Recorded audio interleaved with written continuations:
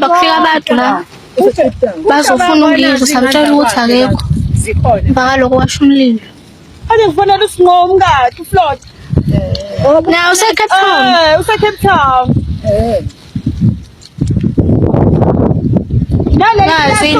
Ukudla nale. Hayi yinke wabona le food engasho le yini. Le ngalapha ethu sinechuni bafowethu elincane indodana yechuni bafowethu uqhawela ke udlulise iphethe amazwi semanzini amnyama mfowethu.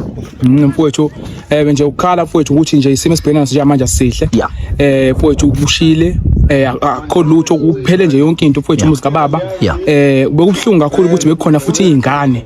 Kube laba abantu laba abashisile abenzela umuntu amane omngaka. Kube khona mhlambe baqala bavalele izingane endlini ukuthi zingakhona ukuphuma beshise lo muzi kukhona izingane ephakathi. How much things ebezingabe idlule kizo nje manje abe sineyidumbu ingane ezincane kakhulukazi ifuture iyengane ingafezeki ngoba yibo abaphathi bezwe kusasa yabo nje manje mfowethu lezi zinto esibhekana nazo nje manje azikho zinhle so ngokubuka kwami mfowethu it's like bafuna impi laba bafuna impi abasusa uchuku engalaza ngilibone ngoba muthi ukubheka wonke ama march full mfowethu bengalinyazwa umuntu lapha kahle imagine be peacefully ngaso sonke isikhathi ihlelekile ngayo ndlela ukuthi akulimazi umuntu akulimani impahla yamuntu kodwa lento abayenza nje manje isikhombo kunye isikhombo kunye siyabonga cha sungaqala bafowethu siyabingelela bafowethu sibingelela umoya ophansi sibingelela umoya ophansi ngendlela isimanga silapha emzini kwangizwe emadundube embungulu bafowethu sithola ukuthi kufika abantu la bezofuna ungizwe bangamthola bathe mabephuma nje ngesango babonakala kuqala kushisa izingane ezinganakile ngenhlanhla kaNkuluNkulu ke sithola ukuthi akekho umuntu olimele kodwa ke impahla ilimele kakhulu umuzi uphelile wonke akho lutho akuphumanga izinto eziningi kodwa ke into enkulu empilweni kuba yiwo umphefumulo so ke lokhu kuyasethusa ke thina sizinsizwa ngoba sithola ukuthi emasontweni amabili edlule sithola insizwa esisebenza nayo ukuthiwa ufele emntwini yakwagumede uqwabe le emzimkhulu sathola ukuthi naye kufika abantu emsini wakhe bafika futhi kunezingane njengesimo esifanayo esikamaqingwane kunezingane bafike babulala amawindi nezicapha ekhaya kubo lokhu ke sikubona kuyimpi nje eqondene nokuthi ngoba kukhona umsebenzi esiwenzayo owaziwayo futhi singafisa ukuthi sikhiphe iseluleko sokuthi cha siyazi ukuthi khona abakithi abayingxenye yokuvikela abantu abathile uma senza lo msebenzi esiwenzayo singasikhipha nje iseluleko esithani bafowethu uyekani ilokho esikushoyo ukuthi yekani ngoba njengoba thina sisebenza singabulali umuntu singashayi umuntu nje sishayana sodwa bonke laba bantu nibabona sibashaya ngemvubu phambi kwamaphoyisa nibobabuka masibashaya ngemvubu babaleka bengene eviyweni so ke akekho umuntu ongathi umshaya eshawa umuntu ophuma kulaba abantu abangaka abawu 3000 aphinda baleka ayongena phakathi kubona so ke njobe suke baleke ngene eviyweni suke khomba ukuthi umuntu esihamba naye ngakho ke laba bavikela abantu bokufika abayisikhulu abayiphoyisa abazinsizwa lezi ezibizwa ngeenkabi ayiyekani bafowethu ngoba niyabona nani ukuthi izwe lo msebenzi esiwenzayo liyawudinga abaholi bayawusupporta abantu abaningi bayaweseka iSouth Africa yonke iyaweseka ngakho ke iseluleko nje ukuthi yekani bese kuthi abantu bokufika bonke ngomhla ka30 June kufanele bakwazi ukuthi behambe beye emakhaya kusukela namhlanje njengoba kumhla ka10 abantu bokufika basalelwe izinsuku eziwu40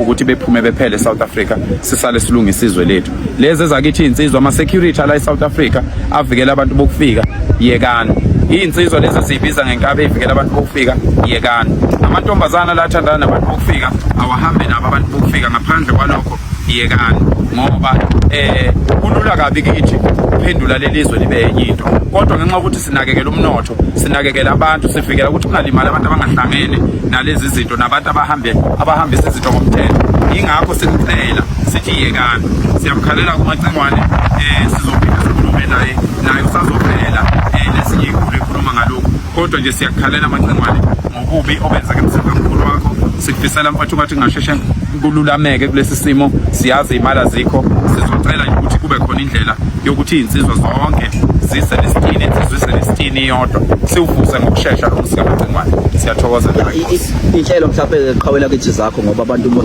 bahleli befiswa mfethu ukuthi bazi ukuthi uyangaphi kwenzeka kanjani ya kusasa ekseni nje kusasa ekseni ngomhla ka11 ngomsombuluko ekseni ngo8 kuzobe ngisuphozini okuningi sizokuveza lapho ukuthi abantu bebeke siyabona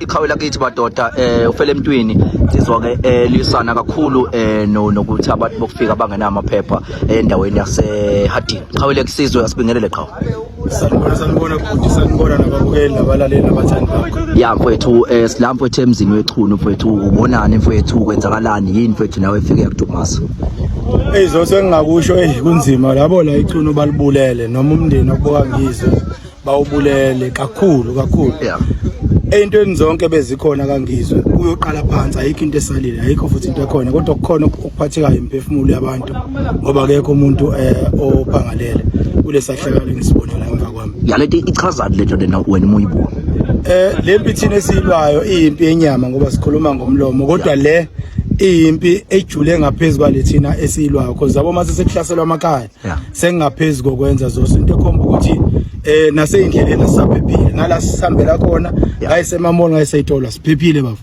kahle impi le engaphezulu konke yes abantu obakhumbuze futhi nakuwena mfowethu akapheli ngisho mhlawumbe amaviki amabili nakuwena kwahlasela ekhaya kini eHardini qhawe ya bafo isonto elilodwa lesibili lesoqala kusasa ekhaya kuhlaseliwe yena mbaphahlaze yonke into ephahlaka ekhaya ngebhadi nami bekusele ingane ekhaya nogogo kuma wami lento efanayo nala kuboka ngizwe okukhomba kona ukuthi labantu mhlambe balinda ukuthi abantu abadala bangabikho ebesebenza umonakalo namhlanje yimina ngenza kusasa zosokube wena ngoba njoba sisonke la kulolu hambo kubi bafa saphephile sonke ya kodwa ke umulandelela kuwena izithini insolo mhlambe umulandelela kuwena insolo indlala esesiswini kubantu base South Africa abanye babo abafowethu ngoba bathengwa abantu bangaphandle babathengiswe indlala abanayo esiswini okusho ukuthi bona thina sicabanga kusasa bona bacabangela isiso la abafowethu bala eSouth Africa abakhokhelwa abantu bangaphandle ukuthi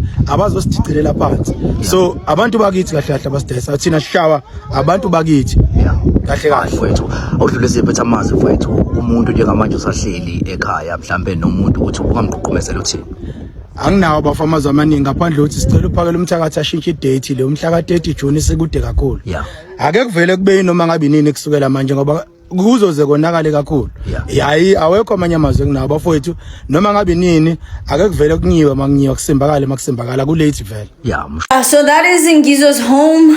It is burned and luckily they didn't find him because whoever did it, they said they were looking for him. This is very, you know what it means, right?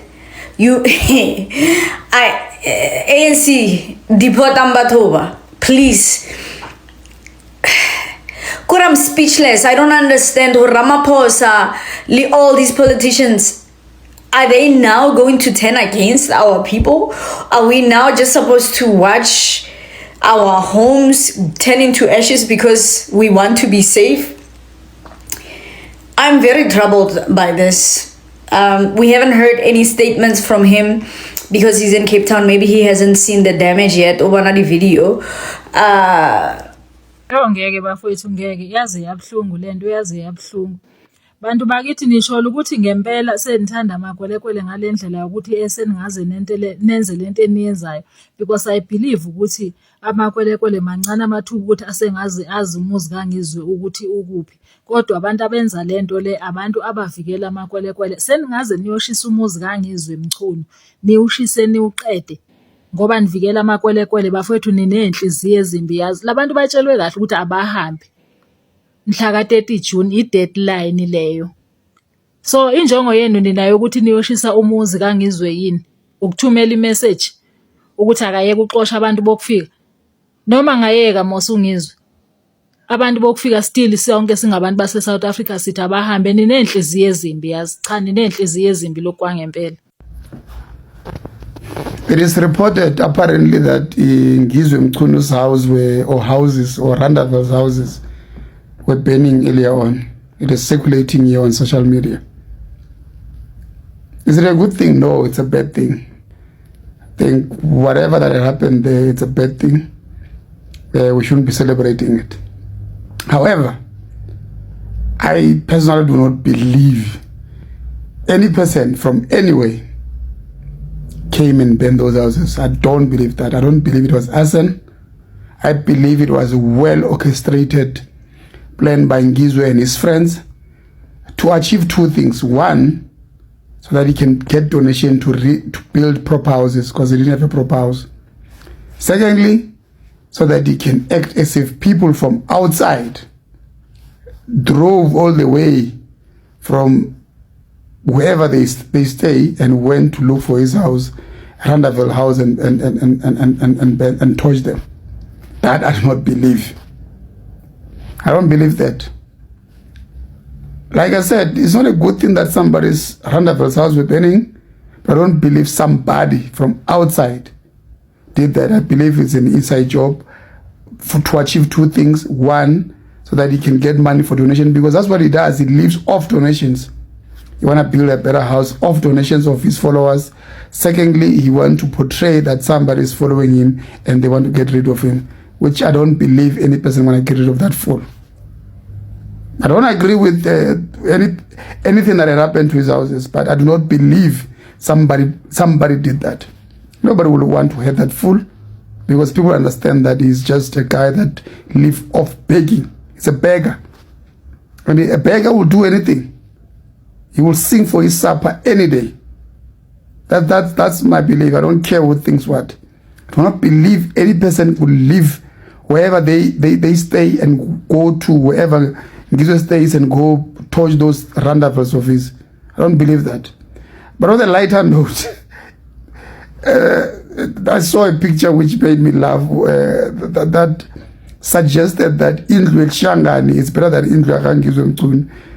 Maybe that's why he's jealous. That's why maybe Mona. That's why Mkhopolo. Because Indlu Shangani ngcono than Indlu Ngizwe, or Izindlu Ngizwe, which are those hundreds of Randavilles that we're burying earlier on today.